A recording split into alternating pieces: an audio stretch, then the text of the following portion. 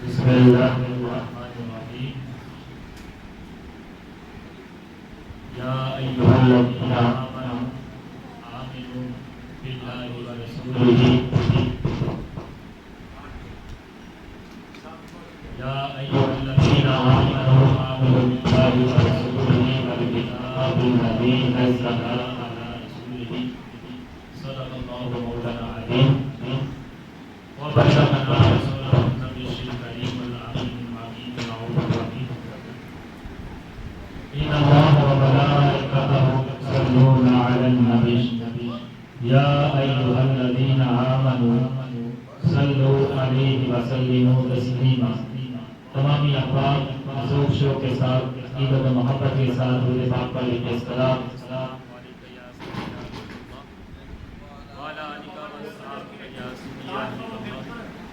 الصلاۃ والسلام علیک یا سیدی یا نور اللہ وعلی آلک و اصحابک یا سیدی یا محمد رسول اللہ صلی اللہ علیہ وآلہ وسلم۔ سب سے پہلے برگزار وش بنائے مخلوق سادات بارو الاولیاء پیر طریقت رہبر شریعت الحاج پیر سید محمود ذوالقرنین شاہ صاحب بخاری قادری المعروف حضرت پیر سید غلام نصیر شاہ صاحب بخاری قادری دامت برکاتہ عالی زیب سجادہ نشین خبرہ والا شریف کی سب سے بڑی درگاہ کہ مرکزی سجادہ نشین بابا ٹوپی والی سرکار بابا جی محمود شاہ سرکار اکبر شاہ سرکار سید المتقین جان پیر سرکار رحمۃ اللہ تعالی علیہ واجب الاکرام قبلہ حافظ صاحب واجب الاکرام بزرگوں دوستوں پیارے بچوں، اللہ تعالیٰ کا لاکھ لاکھ شکر ہے کہ اس نے ہمیں آج جمعہ المبارک میں ایک مرتبہ پھر اکٹھے ہو کر مجھے آپ کو پیاری باتیں حضور علیہ الصلوۃ والسلام کی سنانے کے لیے اور آپ کو سننے کے لیے یہاں بھیجا۔ اس لیے آپ اللہ تعالیٰ کی کا شکر ادا کرتے ہیں اور دعا کرتے ہیں کہ اللہ تعالیٰ ہمارا یہاں آنا اپنی بارگاہ میں قبول فرمائے۔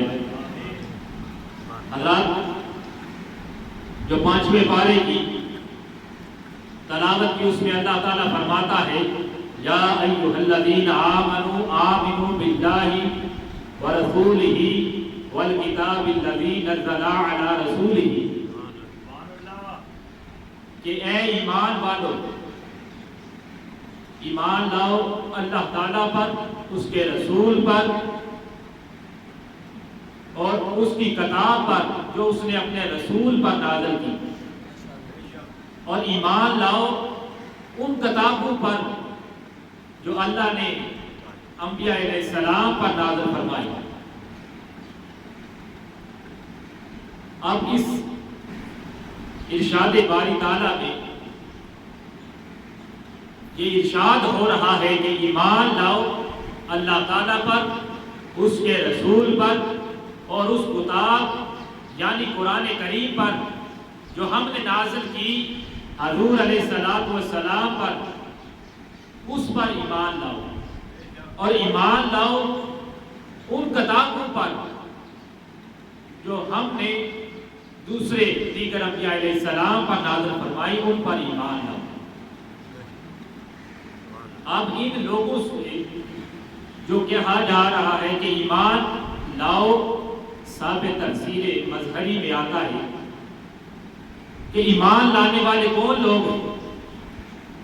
ایمان لانے سے کیا مراد ہے، تو وہ تفسیر کرتے ہوئے بتاتے ہیں کہ ایمان سے مراد یہ ہے کہ ایمان لانے سے مراد یہ ہے کہ ایمان پر استقامت اختیار کرو، ایمان کو مضبوط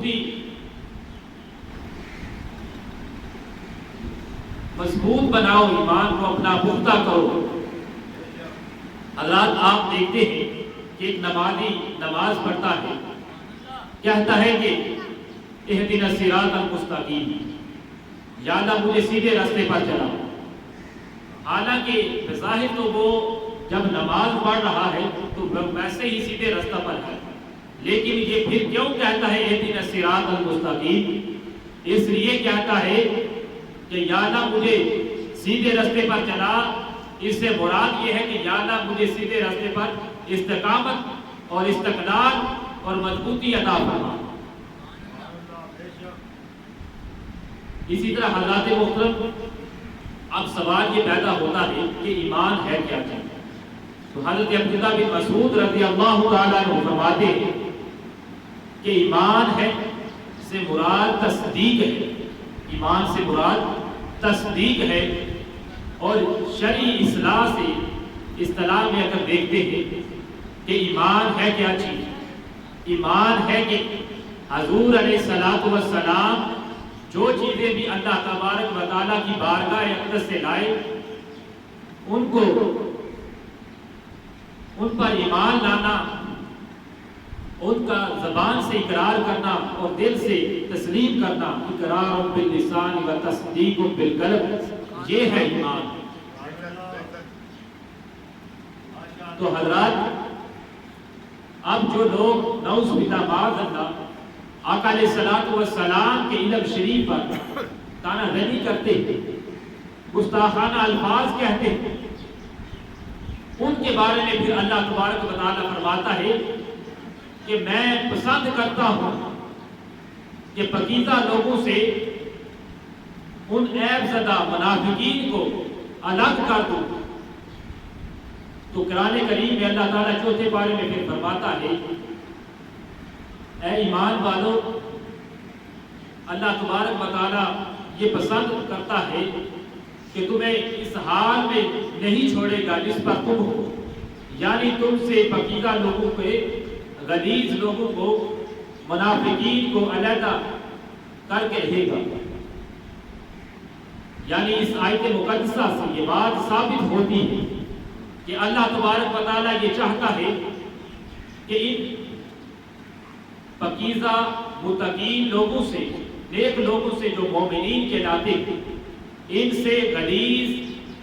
اور ناپاک اور منافقین جو جھوٹے ہیں ان کو الگ کرے۔ حضرات، جب یہ باری آئی کہ منافقین کو،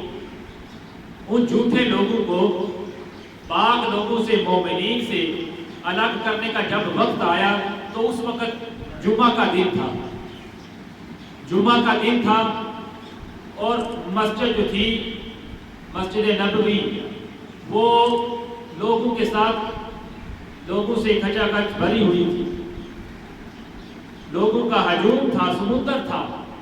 اور خطبہ آقا علیہ السلام جب منبر پر تشریف لائے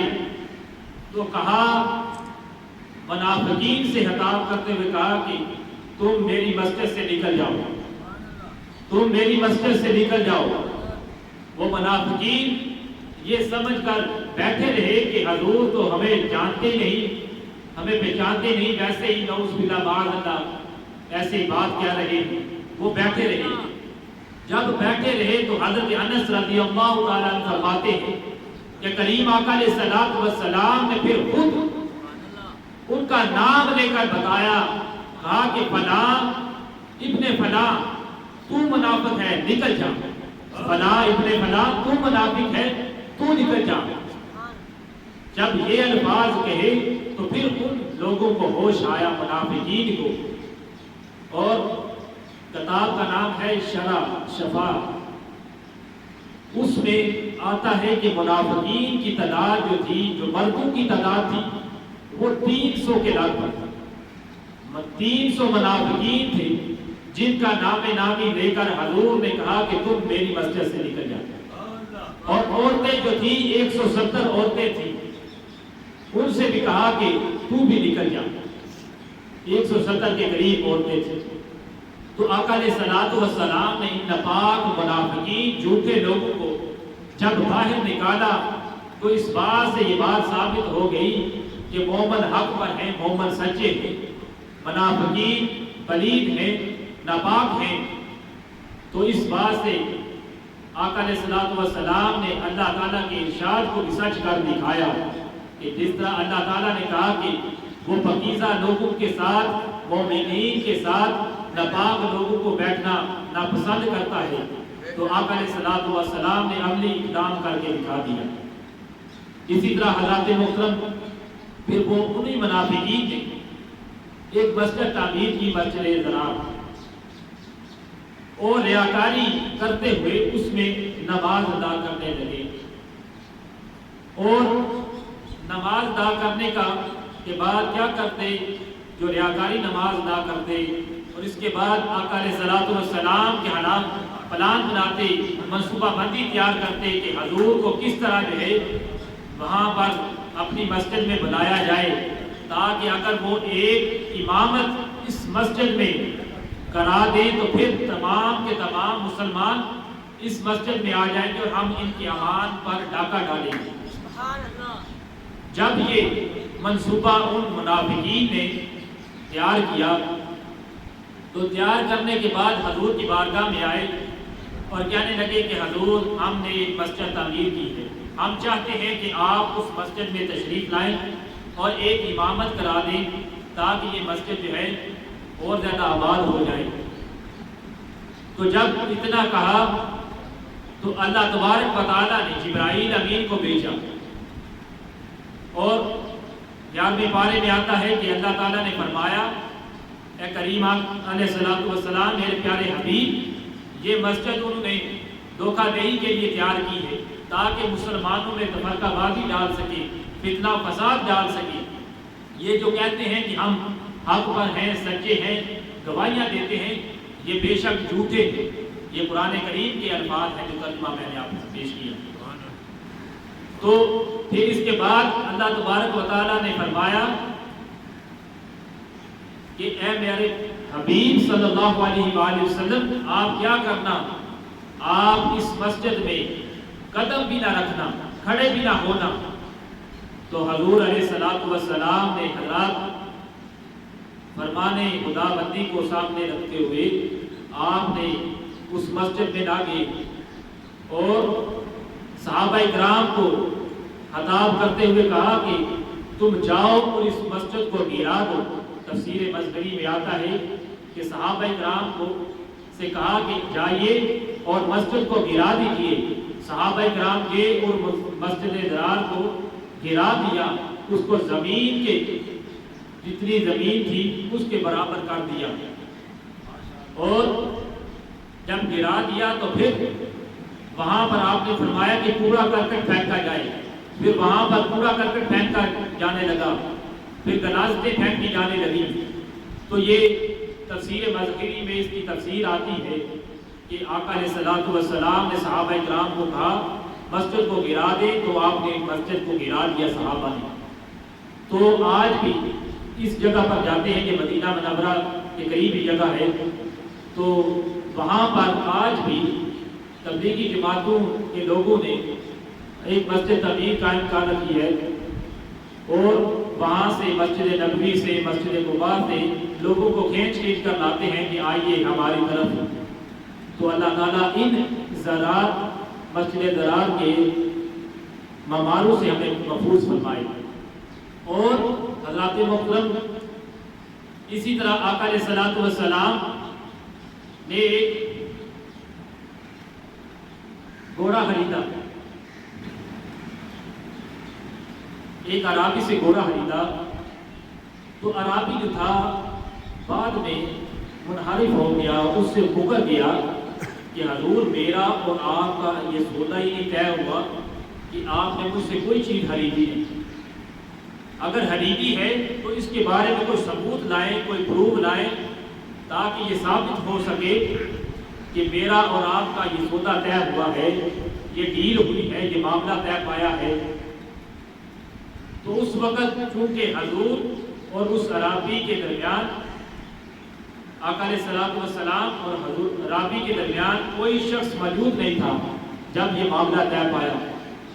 تو ادھر سے حضرت حذیفہ رضی اللہ تعالیٰ عنہ آ رہے تھے۔ جب انہوں نے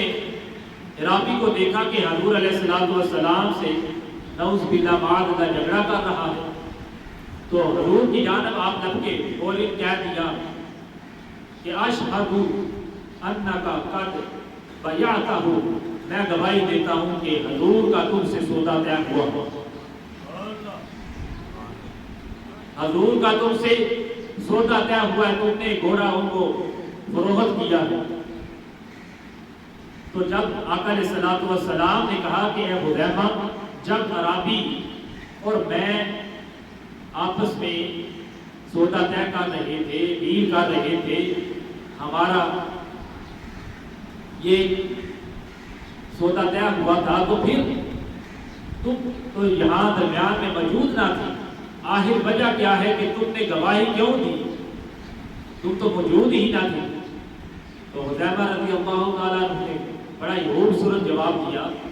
فرمایا حضور جب آپ آسمانوں اور زمین کی بات کرتے ہیں تو ہم آپ کی باتوں کو کی خبر پر یقین رکھتے ہیں، تو جب آپ آسمانوں اور زمینوں کی ہمیں خبر دے سکتے ہیں اور ہم بغیر پوچھے تصدیق کیے اس کی تصدیق کر دیتے ہیں،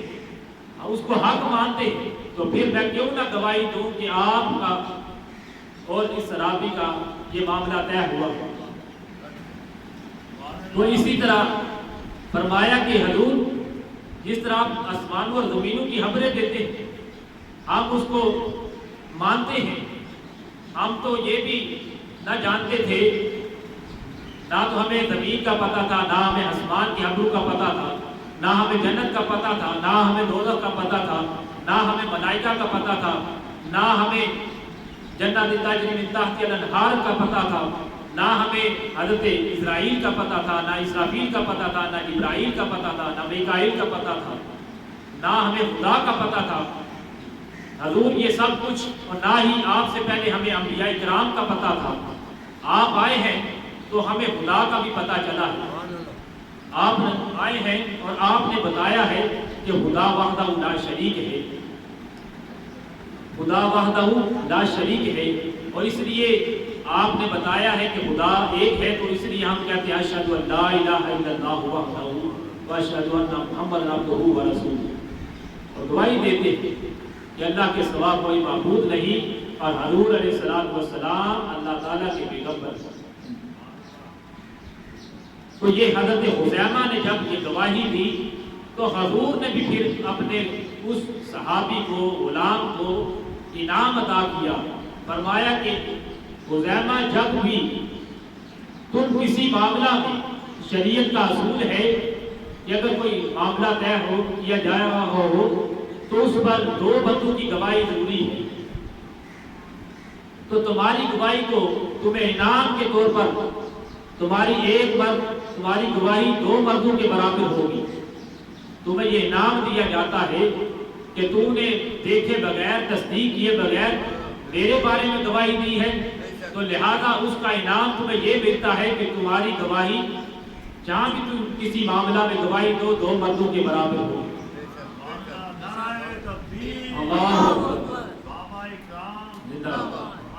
اسی طرح حضرات جب حضرت خدیجہ الکبریٰ رضی اللہ تعالیٰ عنہا کے فرزند ارجمند حضرت قاسم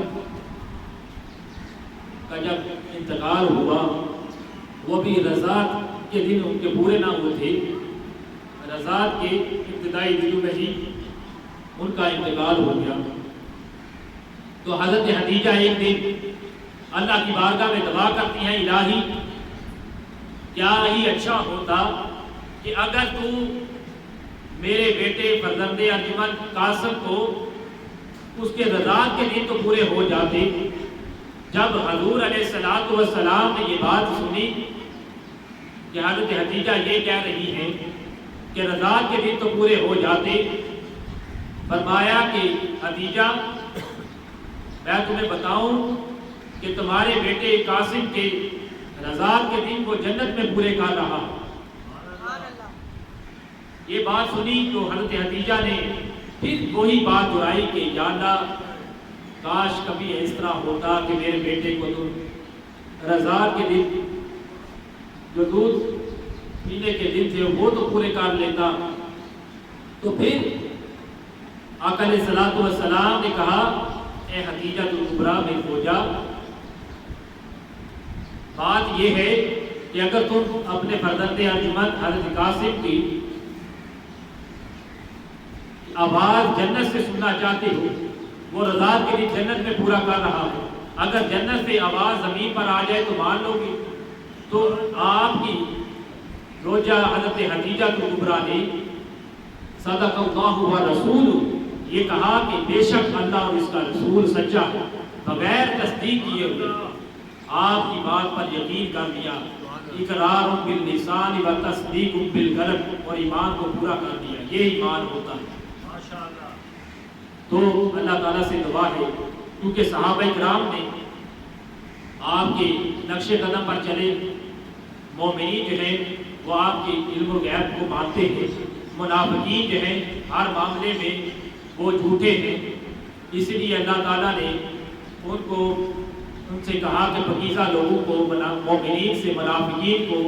دور رہنا پسند کرتا ہے۔ اسی لیے تو اللہ تعالیٰ سے میں دعا کرتا ہوں کہ اللہ تعالیٰ ہمیں منافقین سے، جھوٹے لوگوں سے بچائے، اور ہمیں آقا علیہ الصلوۃ والسلام کی غیر مشروط محبت اور لامحدود وفاداری نصیب فرمائے، اور اس امان کو پختہ رکھنے کی ہمیں توفیق عطا فرمائے،